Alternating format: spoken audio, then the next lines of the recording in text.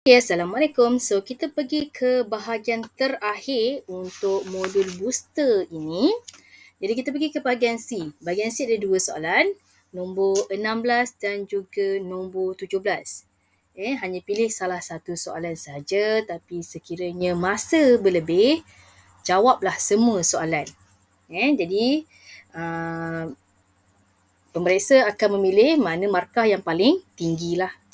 Tak ada masalah. Tengok soalan nombor 16. Fatimah merupakan seorang pengusaha kantin makanan. Mana ada kantin lah. Teringat makanan kantin ni sebenarnya.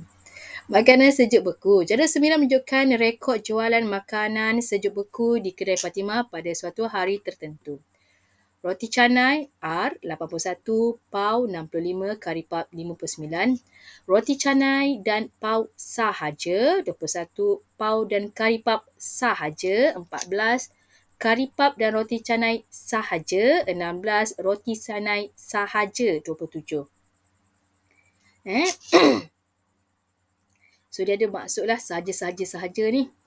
Pada ruang jawapan, lukis sebuah gambar Raja Van yang lengkap untuk mewakili set K, P dan R dengan keadaan set semester K union P union dengan R. So ada K, P dan juga R. Berapa? Alright, let's see. So kita ada 3 jenis kari pap. Ni. Ada 3 bulatan. 1, 2 dan 3. Kemudian kita labelkan sini roti canai. Sini ialah pau. Sini kari pap. Ikut dia punya label kat sini adalah. Kemudian yang atas ni nanti dulu. Kita ambil yang ada perkataan sahaja tu dulu. Roti canai sahaja 27. Roti canai sahaja 27. Sini 27. Kari pap dan roti canai. Kari pap, roti canai sahaja. Jadi kat sini 16. Lepas tu ni dah. Pau dan kari pap sahaja. Pau, kari pap sahaja 14. Sini 14. Roti canai dan pau sahaja. Roti canai, pau sahaja 21. Okey, kemudian kita tengok tengah-tengah ni ada nombor ke tak? Okey, roti canai R81. Jadi kita completekan tengah-tengah ni mesti dapat 81. Jadi kita tambah. 27 tambah dengan kalau mana tak nampak jap saya ni ialah kawasan roti canai. Warna hijau ni. Semua dalam hijau ni sepatutnya nilainya ialah 81. Jadi 27 tambah 21 tambah dengan 16. Dapat berapa? Hanya 64. Sepatutnya 81. Jadi 81 tolak dengan answer 17. Maknanya nilai tengah-tengah ini ialah 17. Okey? So tu cara dia. Okey, kemudian kita buat pula nilai untuk pau. Okey, saya buat warna lain lah pula. Pau. Ni warna pau. Pink. Alamak. Tak ada pula. Okey, pink. Dalam bulatan pink ni, sepatutnya nilainya ialah 65. Jadi kita tambahkan dia. 21 tambah 17 tambah 14.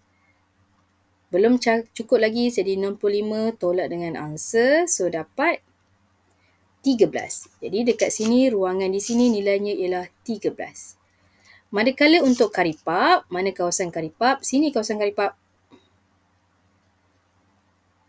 Ni warna kuning ni. Sebut warna kuning. Ni. Patutnya nilai kat sini ialah 59. Jadi kita tambah 17 tambah dengan 16 tambah dengan 14. Sepatutnya 59. Jadi 59 tolak answer akan dapat 12. Jadi kat sini sebenarnya nilainya ialah 12. Lengkaplah kita punya gambar rajah van tersebut. Selesai. B. Jadual sebelum menunjukkan aliran keuangan Fatimah pada bulan tertentu. Pendapatan aktif tak tahu berapa. Pendapatan pasif ialah 350. Simpanan tetap bulanan ialah 10% daripada pendapatan bulanan. Hitung jumlah pendapatan pada bulan tersebut. Jadi jumlah pendapatannya berapa? Jumlah pendapatan adalah kat sini. Sebelum tu kita kena cari nilai Q. Macam mana cari nilai Q? Kita ada maklumat dekat sini. Q tu ialah 10% daripada pendapatan bulanan iaitu 655. Jadi macam mana? Maksudnya macam ni.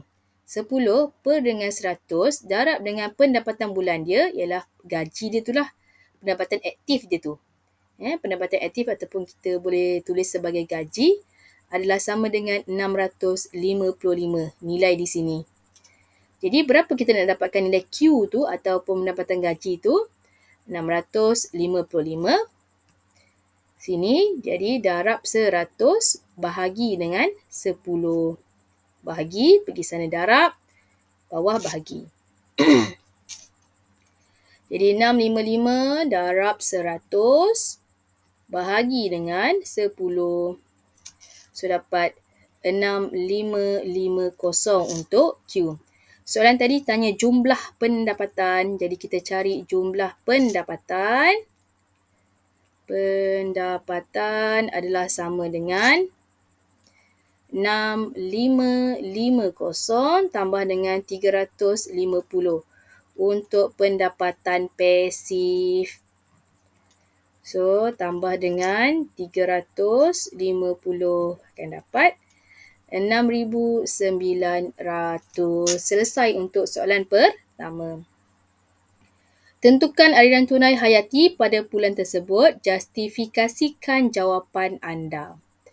Okey, so aliran tunai ialah dia punya jumlah pendapatan tolak dengan semua perbelanjaan yang dia adalah ataupun yang dia tolak disimpan ke, kita kena tolak.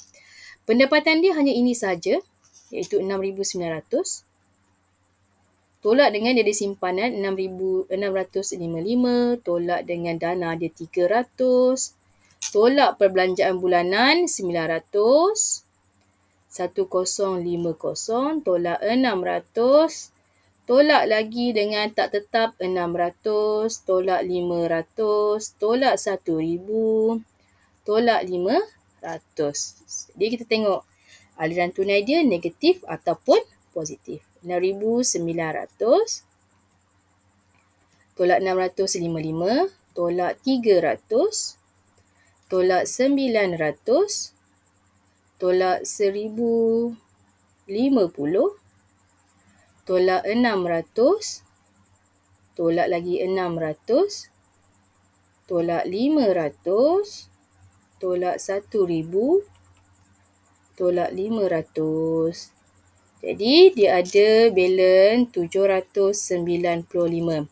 Jadi saya berikan verifikasi, justifikasi kan. Saya. So kita tulis macam ni, aliran tunai adalah positif.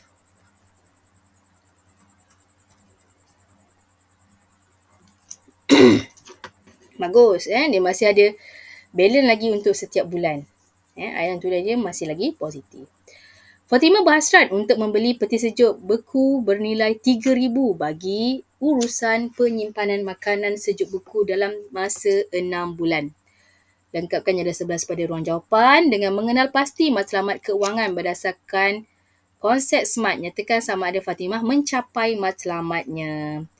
Okey, SMART tu apa? SMART. So ni ialah silibus tingkatan 4 dalam bab 10 tak silap saya, bab akhir sekali. So, ini SMART ni, yang pertama kita kena tahu dia lah. S. Matlamat dia apa? Adalah untuk membeli peti sejuk. M. Boleh diukur. M ialah measurable ataupun boleh diukur. Boleh tak kita ukur apa yang dia nak beli ni? Boleh. Dia nak tulis lah. Beli peti sejuk berharga RM3,000. boleh diukur.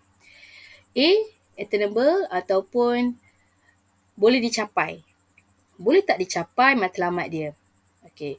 Jadi dia nak beli dalam masa 3,000. Petunjuk tu harga 3,000 dalam masa 6 bulan. So setiap bulan dia mesti mencapai ataupun simpan sebanyak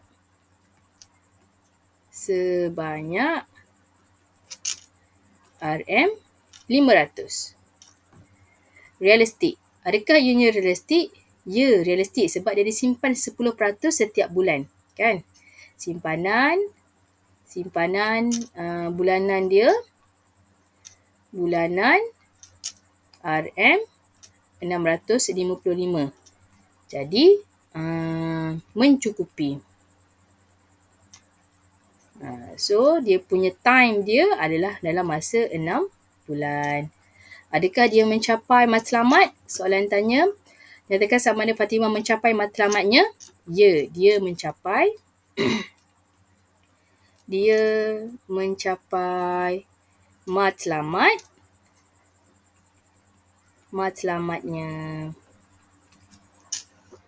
Okey. So, soalan terakhir, nombor 17. Adli merupakan seorang peniaga nasi lemak. Pendapatannya P berubah secara langsung. Berudu. P berudu dengan bilangan nasi lemak yang dijual Q dan bilangan hari dia berniaga R. Diberi bahawa Adli memperoleh RM300. 300 ni apa? P.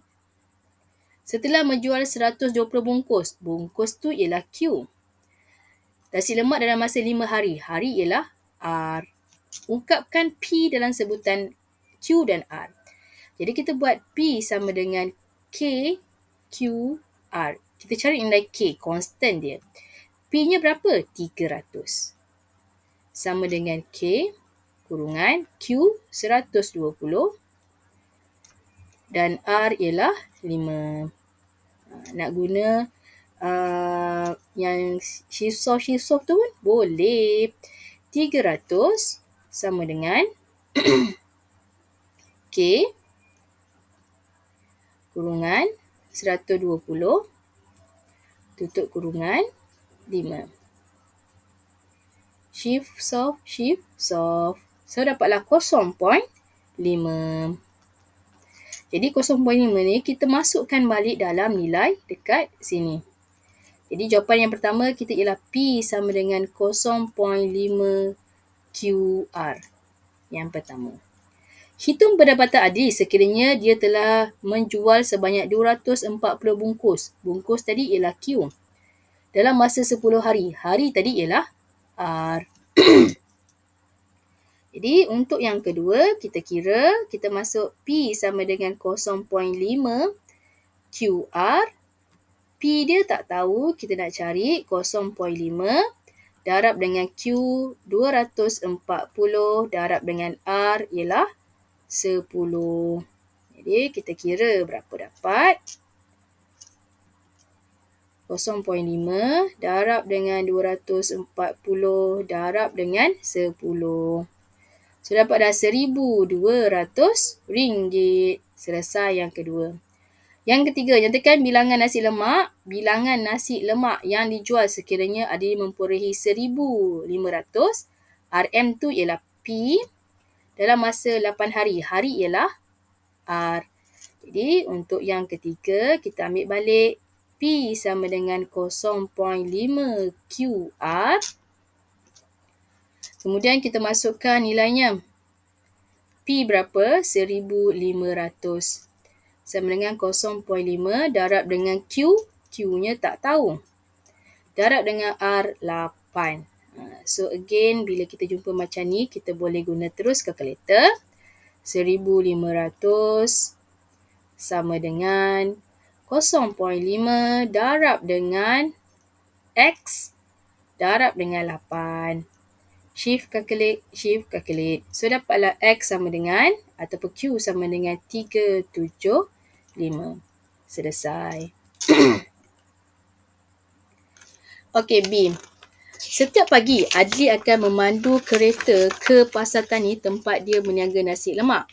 Graf jarak masa dalam rajah 9 menunjukkan pergerakan Adli dari rumah ke pasar tani.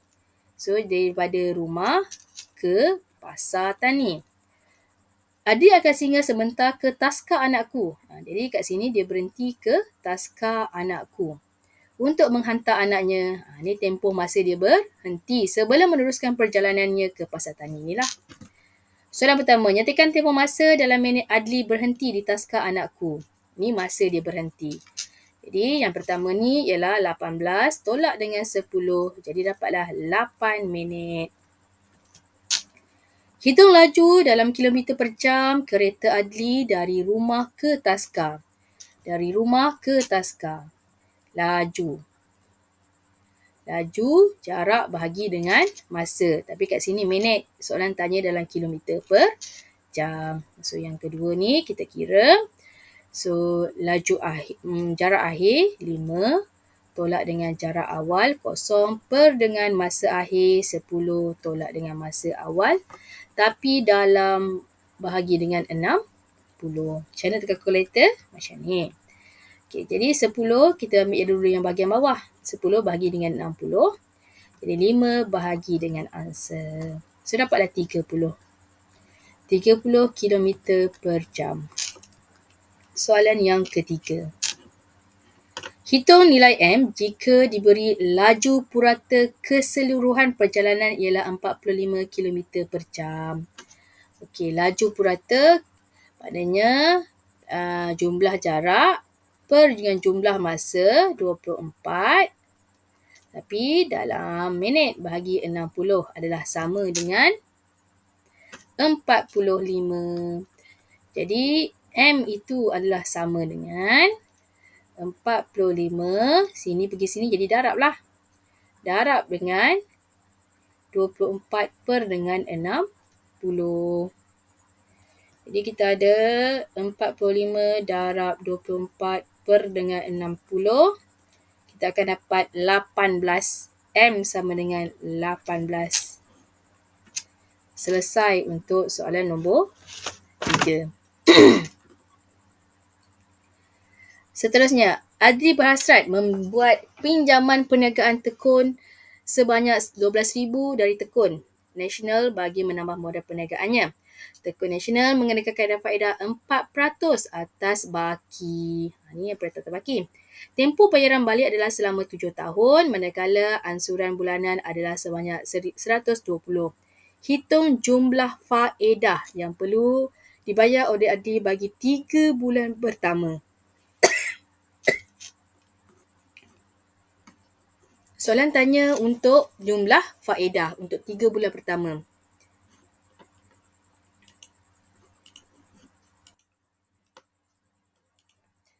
Okey, jadi untuk faedah terbaki ni kita kena kira setiap bulan. Okey, kita kira untuk bulan pertama. Bulan pertama. So kita ada I sama dengan PRT. So, interest untuk pada bulan pertama, prinsipalnya ialah 12,000. Darab dengan rate dia 4%. Tapi kita nak kira bulan. Jadi, 1/12 lah. Sebab T tu dalam unit tahun. Kita nak kira bulan. Jadi, kita kira 1/12. Jadi, 12,000 darab dengan 4%. Darab dengan 1 bulan, 1/12. So, untuk bulan pertama, dia punya faedahnya RM40. Okay, jadi RM40 pada bulan pertama ni dia bayarlah. Dia punya pinjaman RM12,000. Faedah dia tambah dengan RM40. Ansuran dia sebanyak RM120. Jadi, baki dia pada akhir bulan pertama, RM1,200. Tambah dengan, 12,000 tambah dengan RM40, tolak dia bayar ansuran dia 120. Jadi, dia masih lagi berhutang 11,920 ringgit. Untuk bulan kedua,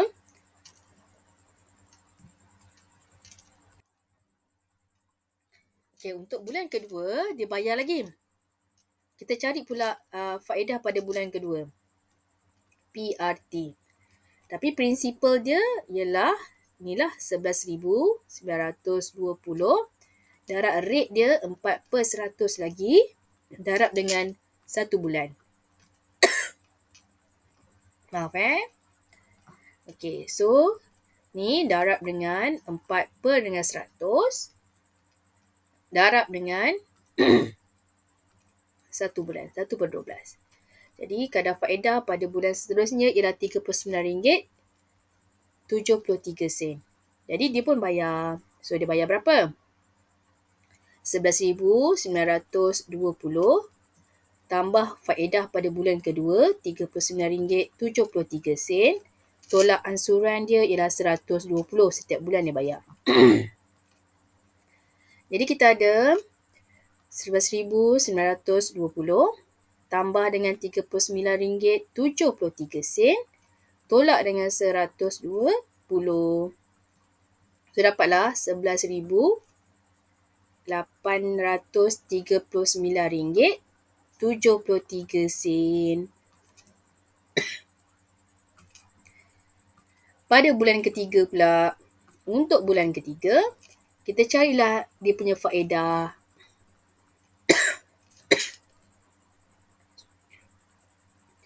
Sorry musim batuk sikit. Okay, RM11,839.73. Darab dengan 4%. Darab dengan 1 bulan.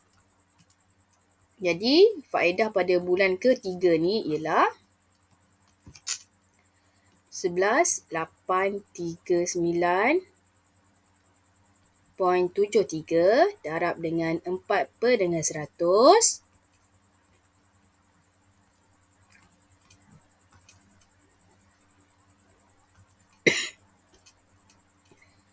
47 sen. Jadi faedah di mana? Ini bulan pertama yang ni. Ini bulan kedua.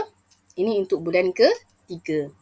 Jadi ditanya untuk 3 bulan, kita jumlahkanlah faedah dia adalah RM40 tambah dengan RM39.73 tambah dengan RM39.47. Jadi berapa dia punya faedah yang dibayar dalam masa 3 bulan tu?